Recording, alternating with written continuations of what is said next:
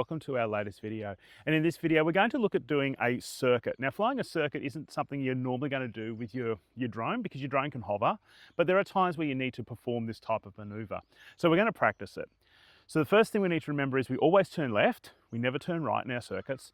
And then the second thing we need to remember is there are 5 legs. Okay, so the first leg is our upwind, and then we have our crosswind, then we have our downwind, our base, and finally our approach. And they basically form a little rectangle like this.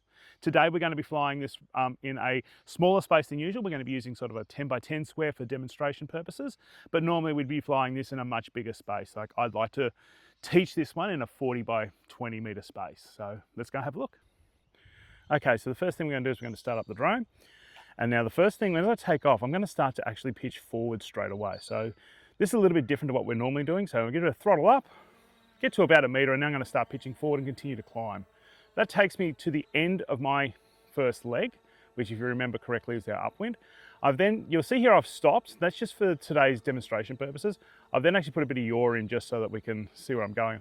I'm now doing the crosswind leg, and I'm just going to continue to fly my crosswind leg. And as I get close to the point, the turn, I'm just putting some yaw in, and I'm turning left, down the downwind, turning again at the base, and we're coming back, making our final turn to our approach, and this is where we would either continue our circuit or we'd begin our landing procedure.